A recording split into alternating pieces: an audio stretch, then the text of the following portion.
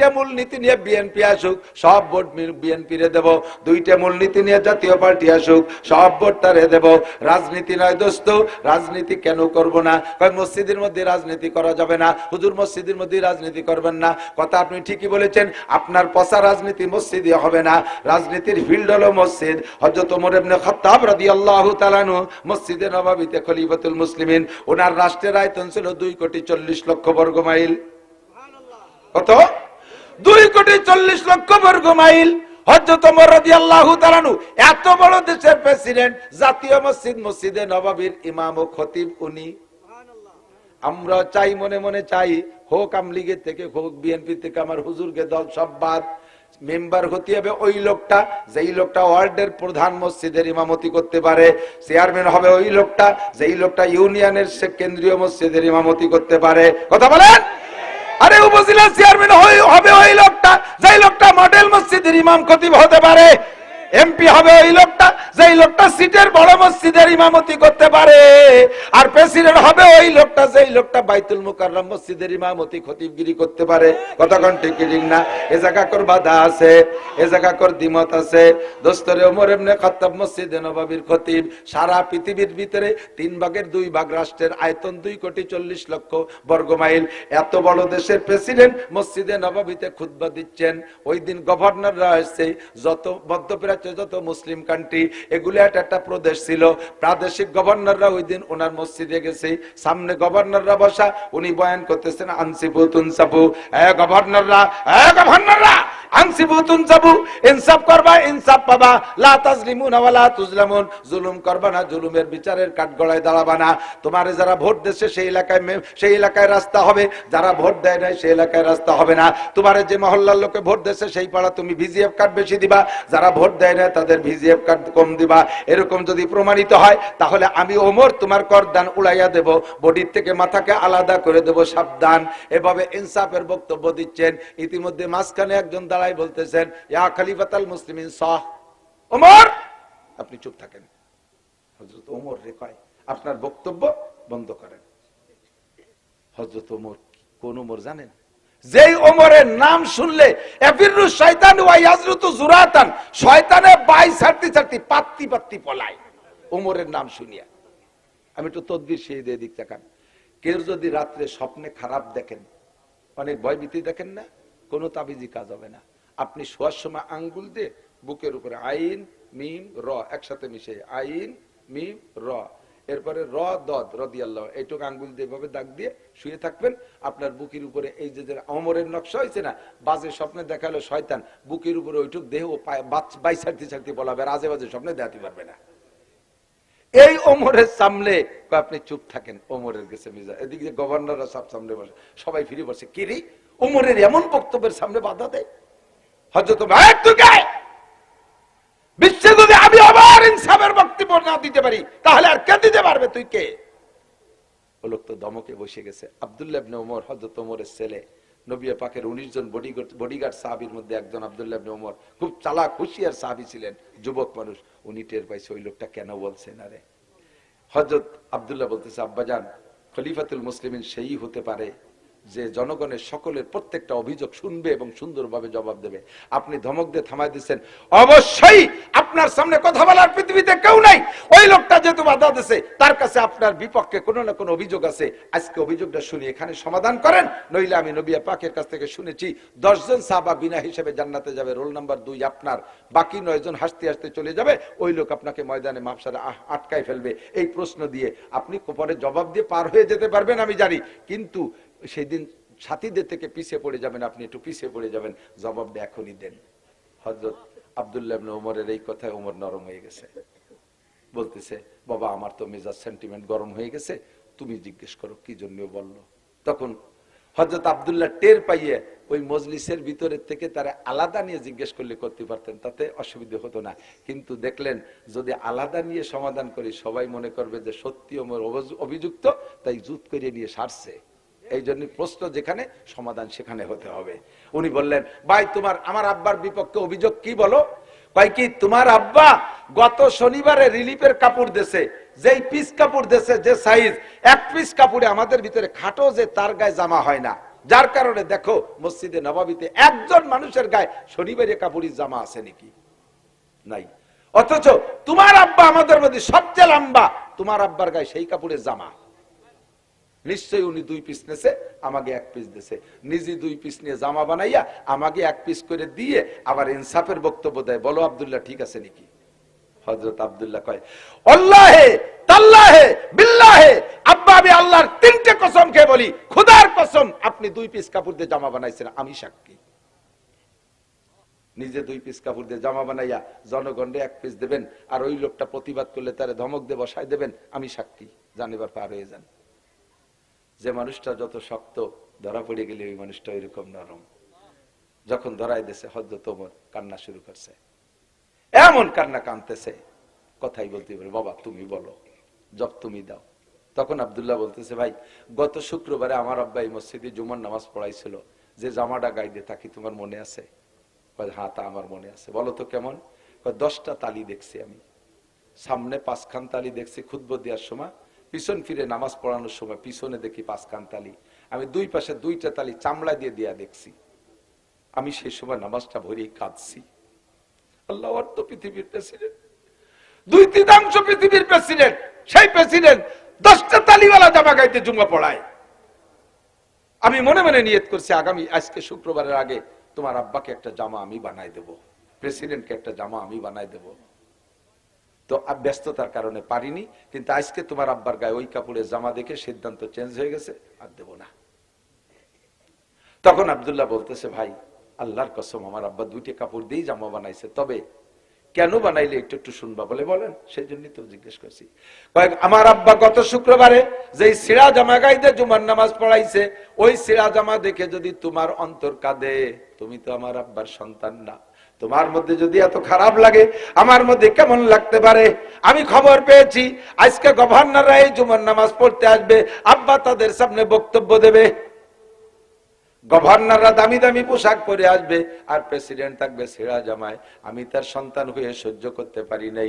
গত শনিবারে যে কাপড় আব্বা বন্টন করেছে, সবাই 1 পিস দিয়েছে, আমার আব্বাও প্রেসিডেন্ট 1 পিস কাপড় পেয়েছে, আর আমি তার ছেলে আমি 1 পিস কাপড় পেয়েছি। আমার জামাটা একটু ভালো আছে বিধায় আমি সেই কাপড়ের লোভ না কইরা আমার পিস আব্বাকে দিয়ে দিয়েছি, আব্বার পিস আর আমার পিস এই 2 পিস কাপড় দিয়ে আমার আব্বারে জামা বানাই দিয়েছি। আল্লাহর কসম আমার আব্বা বাইতুল মাল থেকে 2 পিস কাপড় নেই নাই।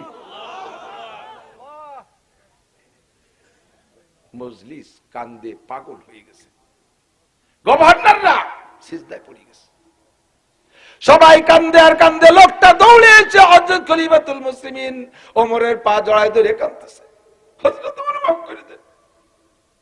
হযরত ওমর ওই লোকটারে জড়াইয়া ধরে মুখ কান্দে ভিজাই ফেলাইছে, চুমো দিয়া কয়, তুই আমারে বাঁচাইছিস। এই অভিযোগ যদি কিয়ামতের মাঠে করতি, আমার ছেলে আব্দুল্লাহর মাধ্যমে জবাব দিয়ে যাইতাম, কিন্তু বাকি 9 সাথীরা আগে জান্নাতে চলে যাইতো। আমি এই জবাজবি করতে করতে দেরি করে ফেলতাম। তোমা ঝিলে মুঝসে ইন্তেকাম, বারোজে কিয়ামত না রাখে ये काम, खुदा पास मुझको अदालत ना हो, বারোজে কিয়ামত খজালত না हो। প্রতিশোধ নিতে হলে দুনিয়ার থেকে প্রতিশোধ নেওয়া নিয়ে হয়ে যাক, আখিরাতের জন্য এইটা রাখেন না। নবী পাক বলেন, ইউজাদু ফিহি রিজকুল মুমিন, আর দুনিয়ায় রোজাদারের একটা পুরস্কার আছে। বলবো, রোজাদারের দুনিয়ার পুরস্কার হলো বুজদারিকে কপালে এইটা হয় না, এটা রোজাদারে হয়। রোজাদারকে আল্লাহ তাআলা দুনিয়ায় রিজিক বাড়াইয়া দেয়। এখন বেরোজার সময়, এখন তো রোজা না, যে সমস্ত আইটেম এখন খান দেখবেন রমজান মাসে বাড়ে না কমে? কমে না বাড়ে? বিশেষ করে ইফতারির সময়, এখন সন্ধ্যের সময় বাজারে যান, একটা চা, এক খান বিস্কুট বা একটা পাউরুটি খান। আর রমজান মাসে ইফতারির সময় যত গরিব মানুষ হোক 3, 4, 5 প্রকারের আইটেম তৈরি করে, এ নিয়ে সুন্দর করে বসে, বড় লোকরা আরো খায়। অভাব হয় না আল্লাহর রহমতে, অভাব হয় না, দিনাদায়ক হয় না। আল্লাহ রোজার মাসে রুজি বাড়ায় দেয় রোজাদারের। এক ফ্যামিলিতে 5 জন, কয়জন? মা বাপ 2 জন, বড় আর ছেলে মেয়ে 3 জন, 5 জন। ছোট ছেলেটা না বলে করবে 26-27 বছর, 27 বছরে দামড়াও রোজা থাকে না, ওই শরীর খারাপ হয়, কি দিয়ে লাগে বলে। আর বেটা রোজা থেকে খুব খুশিতে লেছি বেড়ায়, তাকে কি দিয়ে লাগে না, ওর কি দিয়ে লাগে। এখন শেষ রাত্রি যারা রোজা থাকবে তারা সেহেরিতে ভালো ভালো সব যদ্দুর কুল হয়ে চাইছে চুলিয়ে খায় না, গলা সমান লোড দেয়, যে 16-17 ঘন্টা রোজা খাইয়ে দাইয়ে যা থাকে তাই ওই দস্তারখান টেবিলের পর আদা বিদে ফেলাই দিয়ে আসে। ও ভালো যত্নও করে না। এরা নামাজ কালাম পড়ে ঘুমাইছে, ওইটা বেরোজাইদের সকাল 9টায় দাঁতে খরা বাঁধায় উঠছে, মা খাবার করে, শয়তান কথা কইস না, রোজা ছিলাম ঘুমাচ্ছি, কথা কইস না। যে দেখো টেবিলের পর রয়েছে, যে যে বিলেতি খার মতো এটা আছে, ওটা নাই, মাথা আছে, মাছ নাই, মা এই খাবা, কথা কইস না, যা আছে তাই খা। ধমক দিয়েছে, ভয়তে যা আছে তাই একটু কোনো ডলি ডলি খাইছে। দুপুরে কয় মা কি খাবো, সাইডে উড়ুম খা, উড়ুম ছিলেন মুড়ি, হ্যাঁ শয়তান সাইডে উড়ুম খা গুড় দিয়ে। কমা সকালে এই খাইছে উড়ুম খাবো, সাইডে গরম ভাত, হ্যাঁ বেরোজাদারের জন্য গরম ভাত রান্ধে আমি দোজকে যাবো, যা আছে কথা কইস নিয়ে। সন্ধ্যের সময় ওনরা তো 4 জন রোজাদার ইফতার খাবে বলে 20 প্রকারের রেডিয়ারে সাজায় বসে রয়েছে, ওরে খাতি দেবে না বলে সন্ধ্যের সময় খালি কাজের গরু গলি উঠো, মুরগির ঘরে দরজা দে, কয়েল নাই, তাড়াতাড়ি কয়েল নিয়ে আয়। আর আজান দেবে দেবে, এই সময় দোকানে কয়েল আনতে পাঠাইছে। ও কয়েল নিয়ে মাঝপথে আসতে আজান দিছে, ইন্দ্রা হাঁসের মতো গিল দিছে, সাফ করে ফেলাইছো। আইছে মা আমার জন্য কয়টা কয় 4টে ছোলা মুড়িয়েছে, খা। 2 নেলে তা শুটু হয়ে গেছে, উড়ুম দিবে চাই। কে সামাইর খাইছে দিন বেড়ে চিনতে হতে পারেন, সকালে খাই নেই, দুপুরে উড়ুম, সন্ধ্যের সময় পালো না। মা আমি আর থাকতে পারতেছি না গো, আমি ভাত খেলাম কিন্তু। রোজাদারের আগে আড়িতে হাত দিবি না, সবাই তারাবি বলে আসবে, তারপরে ভাত। সে সময় সে ইন্ডা বড্ডা বড্ডা খায়, ও বাসে বসে বসে আসামির মতো চুপ করে যা দেয় তাই চাই খায়। কে সামাইর খাইছে চিনতে হতে পারে, ও কয় কালকে আমি রোজা থাকবো। এত বড় লস দেওয়া যায় না, নবী করে দিয়েছে। আর কত সম্মান, ঠিক না? আর কিছু আছে চোর, মানে রোজা থাকে না, ইফতারিতে মসজিদই হয়, আসরের পরের মেসা কাকান কি ব্যাগটাই 4-5 দিন ধরে রোজাতে আছে না। এরকম কিছু চোর ধরা বললি জুতো দিয়ে বাড়ো ফেঁচে দিতে হবে, দাতাল রোজা না থাকে ইফতার খাতিয়েছি, 6.5 কোথাকার। যদি কোনোদিন ধরা পড়ে মুরব্বীরা গেটি গুল্লিতে বেড়ে দেবে, ঠিক না? অপমানের শেষ নেই। রোজা থাকে ইফতার খাইও, যেদিন চেয়ারম্যানের বাড়ির রোজা ইফতারি খাওয়া, সেই দিন রোজা রয়েছে। তাহলে এই রোজা কি আল্লাহর জন্য না ইফতারির জন্য? এর নাম শিরিক ফিল ইবাদত। আল্লাহ তাআলা এর থেকে বাঁচার তৌফিক দান করুন। অনেক কথা বলে বললাম হজে যাওয়ার আগে, আপনারা শান্তি চান না অশান্তি চান? কষ্ট হচ্ছে? শান্তি চান তো সবাই? শান্তি চান, বলেন আল্লাহ আমাদেরকে নসিব করে। আমার সাথে পড়েন শান্তির দোয়া। আল্লাহ কখনো অশান্তির দোয়া করতে বলেন। আমি তো বলি ওয়াজ অনেক জায়গা করি, তারপরে স্মরণ করাই দিই, কিছু জরুরি কথা এর মধ্যে আছে বিধায় আলোচনাটা নিয়ে এসেছি। রব্বানা আতিনা ফিদ দুনিয়া হাসানা ওয়া ফিল আখিরাতি হাসানা ওয়া কিনা আযাবান নার। আতিনা ফি দারে দুনিয়া না হাসান, আতিনা ফি দারে উকবানা হাসান। দুনিয়ারও শান্তি চাই, আখিরাতেরও শান্তি চাই। আমি কোন জায়গায় শান্তি চাই না। আপনারা কেউ চাইলে চেয়ে বেড়াবেন, আমি কোন জায়গা কান্তি রাজি না। কাঁদলে কাঁদবো, চলার পথে অন্যায় অপরাধ গুনাহ সগীরা কবিরা হয়ে যায়, নির্জনে বসে মালিকের কাছে আমি মুনাজাতে কাঁদবো। আমি ওইভাবে কাঁদতে চাই না, অশান্তির কান্না আমি কাঁদতে চাই না। দুনিয়ায় শান্তিতে থাকবো, আখিরাতেও শান্তিতে থাকবো। আল্লাহ আমারে ধনী বানায় দাও, লাখ লাখ কোটি কোটি টাকার মালিক বানায় দাও। আমারে দালান দাও, গাড়ি দাও, বাড়ি দাও, সুন্দরী স্ত্রী দাও। আমি এই মুনাজাত করবো, আমি দুনিয়ার অশান্তি চাই না। হযরত উসমান গনি রাদিয়াল্লাহু তাআলা আনহু জাহান্নামী না জান্নাতি? টের পান নাই কি করছি?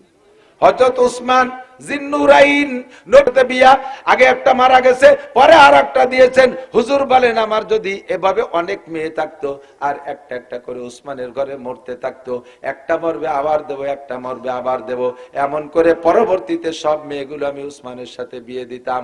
উসমান আমার এত প্রিয়। উসমান, এই উসমান রাদিয়াল্লাহু তাআলা আনহু জান্নাতি। দুনিয়া থেকে 10 জনে জান্নাতের সুসংবাদ পেয়ে গেছেন, তার ভিতরে রোল নাম্বার 3 হযরত উসমান রাদিয়াল্লাহু তাআলা আনহু।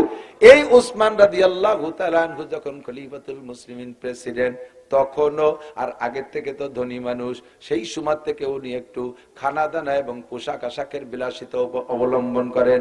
উনি নরমাল কোনো খানা খান না, সাধারণ কোনো পোশাক পরেন না। কয় আল্লাহ পাক আমারে পোশাক দিয়েছে, তৌফিক দিয়েছে, আমি দামি পোশাক পরবো, পোশাক পরে আল্লাহর শুকর আদায় করব।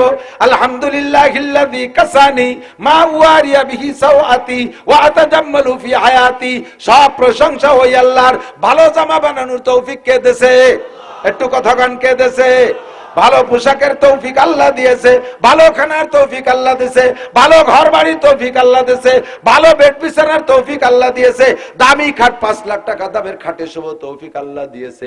এগুলো ব্যবহার করে শুকর আদায় করব, সব পরিশোধ হয়ে গেল। আলহামদুলিল্লাহ বললে সব পরিশোধ হয়ে গেল। আমি কেন তৌফিক থাকতে খাবো না? একদল আছে জম্মের শুটুও কিরপিনির গিরাম্ব পাবলিকের বাংলায় যা কয় কিরপিনির বাতার কয় না, মহিলারা কয়। বিঘে কে বিঘে জমি রাখবে, ভালো একটা মাছ কিনে খাবে না, দামি একটা লুঙ্গি কিনে পরবে না। কথা বল, আজ 250 টাকা দামের লুঙ্গি কিনে পরে, 250 টাকা দামের লুঙ্গি যাবে নাকি? একবার দুইবার ধোয়ার পরে তার মালটার ভেঙে গেলি, 4 দোকানে যে এরকম দাঁড়াইছে ওই পাশে যা দেওয়া যায় করে পুবডাঙ্গা পর্যন্ত দেওয়া যায়।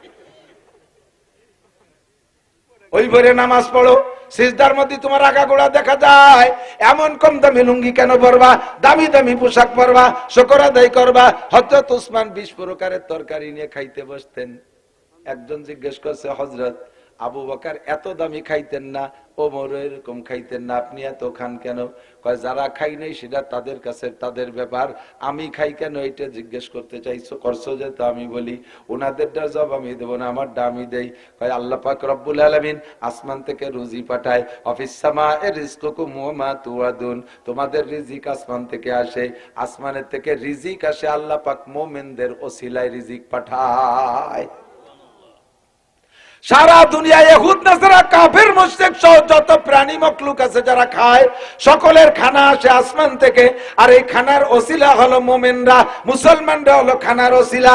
আমাদের নামে বরাদ্দ হয় তাই তারা খায়, আমাদের নামের বরাদ্দ আমরা কম খাবো আর ওরা জম্মের খাবে, তা হবে কেন? বরাদ্দ যেহেতু আমাদের নামে, পরাণ বলি আমরা খাবো, খাইয়ে থাকলে ওরা খাবে, না থাকলে না খাবে। কিডা কম খাইছে তা দিয়ে আমার দরকার নাই, আমি পরাণ বলে খাবো, 20-30 প্রকারের খাবো, আমার নামের বরাদ্দ আমি খাবো না ওরা খাবে, তা হতে পারে না। কথা কোন ঠিক কি ঠিক না? বিয়েতে বরযাত্রী যান, 500 বরযাত্রী গেছেন, এই 500 বরযাত্রীর খানার ওসিলা কেডা? দূর আল্লাহ। বর না গেলে খাবার দেয় নাকি? আমাকে ওই জায়গায় এক বিয়েতে এই সবাই সাজে গুজে যাচ্ছে, বরযাত্রী যাবে, সবাই রেডি হয়েছে, বর এই আইসো নিয়ে ডাঙ্গায় যাচ্ছে, চকে যাচ্ছে পাট কাটতে। সবাই তোর বিয়ে আমরা যাও, তুই যাবি না? কারণ আমার হলো পাট কাটতে হবে, মাঝি বাইরে নিয়ে যাও। ওর বিয়ে, ওর পাট কাটতে হবে, মাঝি বাইরে। ও যদি নাই যায় মাঝি ভাই, ভাই বড় ভাই, ওর বাপ গেলিও কি দরজা খুলবে? গেট খুলবে না। বর হলো ওসিলা, বরের ওসিলায় যাত্রীরা খায়, ঠিক কি ঠিক না? এই জন্য বরের জন্য ইন্তজাম বেশি, আপনাকে দেয় ছোট ছোট প্লেটে, বরে দেয় তবলিগের বড় খানসা বইয়ে, ছাগলেরটা আস্ত ভুনা করে উঠে দেয়, আইডিয়ার মাথা সিং শুদ্ধ একটা দিয়ে দেয়, এক কোচড়ির ডেব দিয়ে 16 প্রকার ভিটে বানাইছে, এত বড় বড় ডিম, যার এক ডিম পারতে 2 মুরগি লাগে, কোন যাইতে জোগাড় করছে, সব দিয়ে খানসা ভরিয়ে দেয়। কারণ যার ওসিলায় সে পাবে বেশি, খাক না খাক। কতক্ষণ ও দোস্ত, মুসলমানের ওসিলা আসমান থেকে খাবার আসে, কেন আমরা খাবো না? কাফের মুশরিকরা খাবে, হতেই পারে না। আমি ভালোই খাবো, আমি সবচেয়ে আমার তৌফিক অনুযায়ী ভালো খাবো। কতক্ষণ এই জন্য আমি দুনিয়ায় সুখে থাকবো, তারা সুখে থাকবে আর আমি কাঁদবো। গজল গায়, জাহান্নামের আগুন মাবুদ সইতে পারবো না, কাজে কাজেই দুনিয়াতে নেও কাদায়া, আখেরে কাদাইও না। কি চাইছেন দুনিয়ায়? জাহান্নামের আগুনের কান্না দুনিয়ায় কাঁদতে চাচ্ছেন। জাহান্নামের আগুনে, জাহান্নামের মধ্যে কেউ অভাবে কাঁদবে না, জাহান্নামের মধ্যে কেউ শোকে কাঁদবে না, জাহান্নামের মধ্যে কেউ অন্য কোনো রোগে কাঁদবে না, জাহান্নামের ভিতরে অন্য কোনো কারণে কাঁদবে না, জাহান্নামের সাজা শাস্তির কারণে কাঁদবে। ওই কান্না দুনিয়ায় যদি তুমি চেয়ে নাও, আল্লাহকে এমন কাঁদান কাঁদাইতে পারি তুই ঈমান পর্যন্ত ধরে রাখতে পারবি না। কাজেই দুনিয়ায় কখনো কান্না চাইবা না। গজল গাইতে হলে গজলের সিস্টেম পাল্টাও, আমি শিখাই দেই, এভাবে গাইবা, জাহান্নামের আগুন মাবুদ সইতে পারবো না, দুনিয়াও আখিরাতে আমাকে কাঁদাইও না। মিলছে না? গজল মিলি নেই তা কেন আমি দুনিয়া কান্তি যাব? দুনিয়া আমি শান্তি চাই। আল্লাহ কায় শান্তি কোথায় পাবা? নেতাদের পিছনে স্লোগান দিয়ে পাবো। শান্তি যদি পাইতে চাও বোতল ভাইকে ভোট দাও। সামনে নির্বাচন আসতেছে, আমি সতর্ক করে দিয়ে যাই, বাবা দেখা আর হবে কিনা আল্লাহ ভালো জানে। রাস্তাঘাটে যে কোনো সময় যে কোনো জায়গায় পড়ে মরে যেতে পারি, বলে দিয়ে যাই, মনে রাখবেন ওয়ালা ইউশরিক বিইবাদাতি রাব্বিহি আহাদা ইন্নাল্লাহা লা ইয়াগফিরু আন ইউশরাকা বিহি ওয়া ইয়াগফিরু মা দুনা যালিকা লিমান ইয়াশা। আল্লাহ পাক বলেন শিরকি গুনাহ খালি করিস না, আর অন্য যে গুনাহ করিস আমি আল্লাহ maaf করে দিতে পারি, যে কোনো ভালো কাজ দেইকা শিরকি গুনাহ করিস না। নির্বাচনের সময় নেতাদের পিছনে ঘুরে ঘুরে আমরা বলি অমুক বাইরে দিলে ভোট শান্তি পাবে দেশের লোক, অমুক মার্কায় দিলে ভোট শান্তি পাবে দেশের লোক। জীবনে স্লোগান দেন কি দেন নাই? কথা বলেন, সত্যি কথা বলেন, দেন না? বোতল ভাইকে দিলে ভোট শান্তি পাবে দেশের লোক, বোতল ভাই যেখানে আমরা আছি সেখানে বোতল ভাইয়ের মার্কা, বোতল মার্কা, বোতল মার্কায় দিলে ভোট বোতল খাবে দেশের লোক। বোতল মানে গাঁজা, ইয়াবা, ফেনসিলিন, হিরোইন, মদ। বোতল ভাইকে বহু ভোট দিয়েছি, যত বোতল ভাইরে ভোট দিছি বোতল ভাইরাই বড় শান্তিতে। কতক্ষণ বোতল ভাই নিজে জেলখানার ভিতরে শান্তিতে আছে, তারে ভোট দিলে আমারে কি শান্তি দেবে? সে নিজের শান্তিতে নিজে খুঁজে পাচ্ছে না। নিজের ভাষা নিয়ে আমার বসছে, আরবিটাকে ভাষায় কিভাবে চাঁদ উঠোবা, কোনোদিনও পারবা না। কথা কন্টি কিরিং না। কাজে আর দুনিয়ায় কোনোদিন এই স্লোগান দেব না, কোনো মার্কার পিছনে আমার স্লোগান হবে না যে ওই মার্কায় ভোট দিলে শান্তি পাবো। এটা শিরকি আকীদা। হ্যাঁ, দুই ব্যক্তিকে ভোট দিলে শান্তি পাওয়া যায়, মার্কা হবে দুইটা। কোরআন মার্কায় দিলে ভোট শান্তি পাবে দেশের লোক। কবেন না, কবেন না? কোরআন মার্কায় দিলে ভোট বসি বেজাল আছে, আর্ধেক হয়ে গেছে। আরে সাবধান, ভয় নাই, আমি কোন রাজনীতি দল নিয়ে আসিনি, আমি আল্লাহ আল্লাহ রসুলের দল নিয়ে আসি। সরমনের নামও কব না, জামাত ইসলামের নামও কব না, মামুন সাহেবের দলও কব না, আমলিগ নৌকো কোনটাই কব না, দানের শেষ বিএনপি কিচ্ছু কব না। আমি বলবো কোরআন মার্কায় দিলে ভোট। এ ব্যাপারে যদি একমত না হন তাহলে আপনি বেঈমান হয়ে যাবেন। কোরআন মার্কায় দিলে ভোট, কোরআন মার্কায় দিলে ভোট, হাদিস মার্কায় দিলে ভোট। কোরআন হাদিস যেখানে, আল্লাহ রসুল যেখানে, আল্লাহ রসুল নাই যেখানে, উলামায়ে কিরাম যেখানে, আলেম নাই যেখানে, নারায়ে তাকবীর। আল্লাহ পাক বলেন যদি শান্তি পাইতে চাও, ওয়ালাউ আন্না আহলাল কুরা আমানু ওয়াত্তাকাও, যদি দুনিয়ার মানুষ ঈমানদার হও, আল্লাহকে ভোট দাও, আল্লাহকে ভোট দাও, ওয়াত্তাকাও, আর আল্লাহকে ভয় পাও। খেয়াল করতে হবে, আল্লাহকে বিশ্বাস করো, আল্লাহকে ভয় পাও।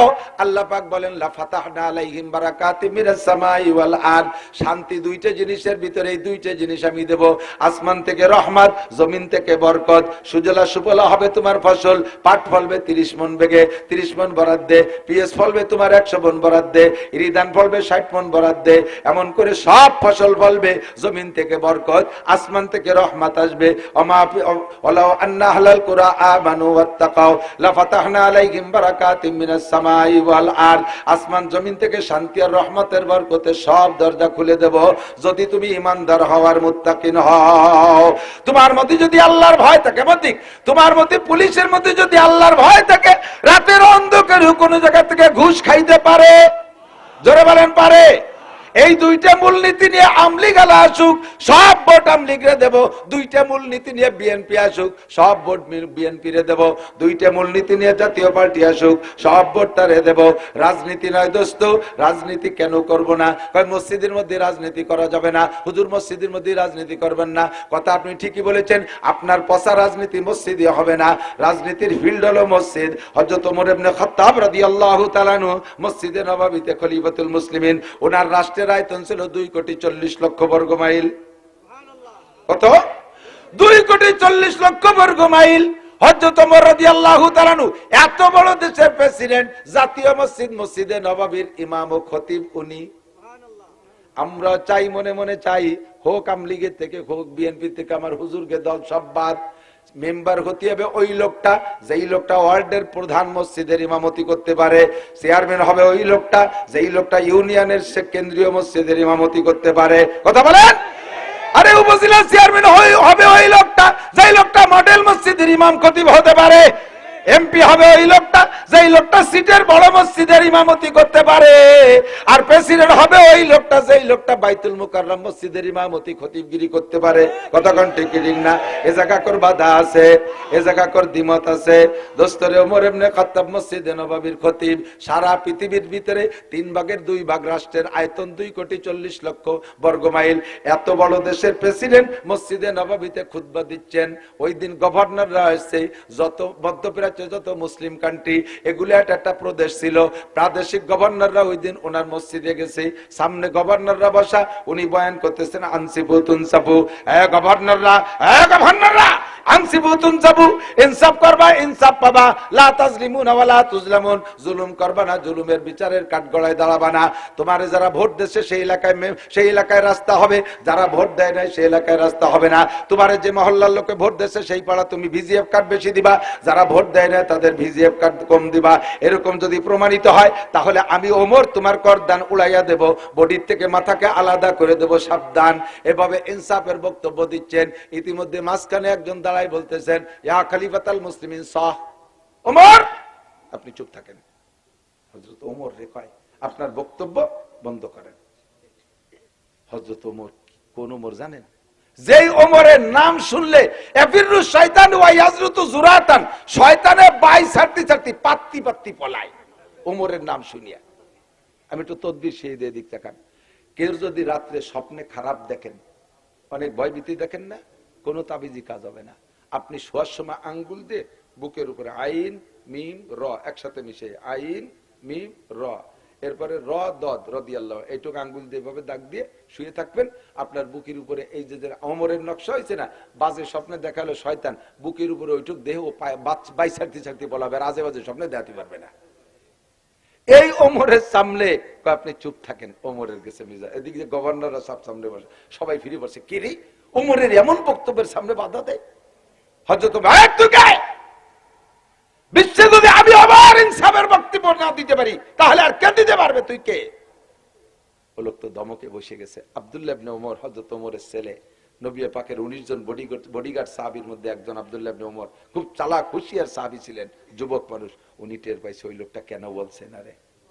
হযরত আব্দুল্লাহ বলতেছে, আব্বাজান, খলিফাতুল মুসলিমিন সেই হতে পারে যে জনগণের সকলের প্রত্যেকটা অভিযোগ শুনবে এবং সুন্দরভাবে জবাব দেবে। আপনি ধমক দিয়ে থামাই দিচ্ছেন, অবশ্যই আপনার সামনে কথা বলার পৃথিবীতে কেউ নাই।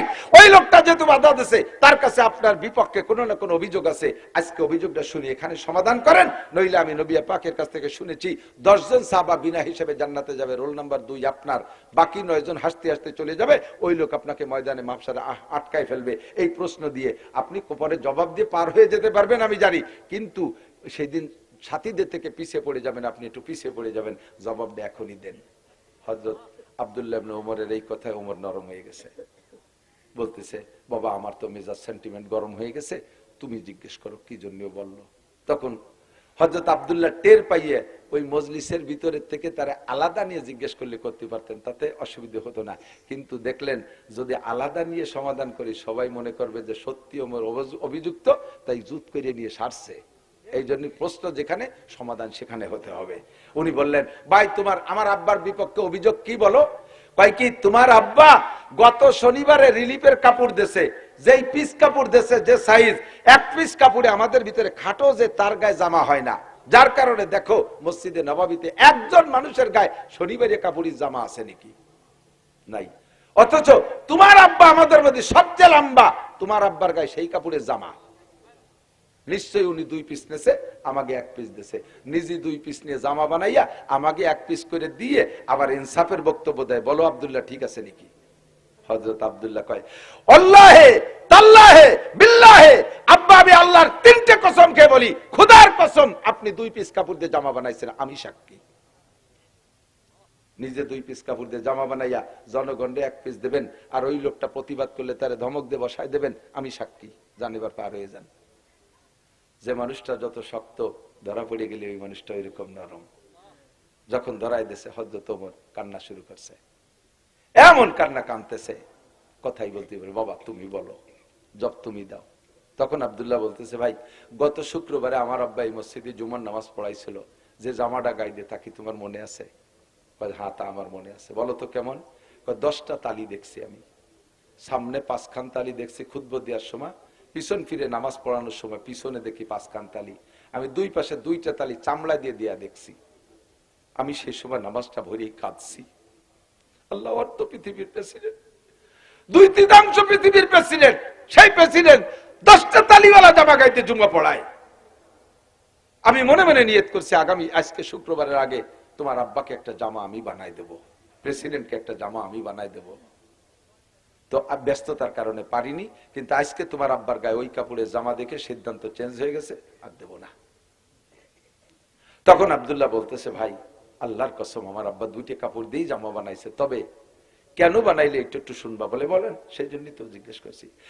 আমার আব্বা গত শুক্রবারে যে সিরা জামা গাইতে জুমার নামাজ পড়াইছে, ওই সিরা জামা দেখে যদি তোমার অন্তর কাঁদে, তুমি তো আমার আব্বার সন্তান না, তোমার মধ্যে যদি এত খারাপ লাগে আমার মধ্যে কেমন লাগতে পারে। আমি খবর পেয়েছি আজকে গভর্নররা এই জুমার নামাজ পড়তে আসবে, আব্বা তাদের সামনে বক্তব্য দেবে, গভর্নররা দামি দামি পোশাক পরে আসবে আর প্রেসিডেন্ট থাকবে ছেঁড়া জামায়। আমি তার সন্তান হয়ে সহ্য করতে পারি নাই। গত শনিবারে যে কাপড় আব্বা বন্টন করেছে, সবাই এক এক পিস দিয়েছে, আমার আব্বাও প্রেসিডেন্ট 1 পিস কাপড় পেয়েছে, আর আমি তার ছেলে আমি 1 পিস কাপড় পেয়েছি। আমার জামাটা একটু ভালো আছে বিধায় আমি সেই কাপড়ের লোভ না কইরা আমার পিস আব্বাকে দিয়ে দিয়েছি, আব্বার পিস আর আমার পিস এই 2 পিস কাপড় দিয়ে আমার আব্বারে জামা বানাই দিয়েছি। আল্লাহর কসম আমার আব্বা বাইতুল মাল থেকে 2 পিস কাপড় নেই নাই। মজলিস কান্দে পাগল হয়ে গেছে, গভর্নররা সিজদায় পড়ে গেছে, সবাই কান্দে আর কান্দে। লোকটা দৌড়ে এসে হযরত খলিফাতুল মুসলিমিন ওমরের পা জড়ায় ধরে কাঁদতেছে, হযরত ওমর মাফ করে দেন। হযরত ওমর ওই লোকটারে জড়াইয়া ধরে মুখ কান্দে ভিজাই ফেলাইছে চুমো দিয়া, কয় তুই আমারে বাঁচাইছিস। এই অভিযোগ যদি কিয়ামতের মাঠে করতি, আমার ছেলে আব্দুল্লাহর মাধ্যমে জবাব দিয়ে নাই যাইতাম, কিন্তু বাকি 9 সাথীরা আগে জান্নাতে চলে যাইতো। আমি এই জবাজবি করতে করতে দেরি করে ফেলতাম। তোমার ঝিলে মুঝসে ইন্তেকাম, বারোজে কিয়ামত না রাখে ये काम, खुदा पास मुझको अदालत ना हो, বারোজে কিয়ামত খজালত না हो। প্রতিশোধ নিতে হলে দুনিয়ার থেকে প্রতিশোধ নেওয়া নিয়ে হয়ে যাক, আখিরাতের জন্য এইটা রাখেন না।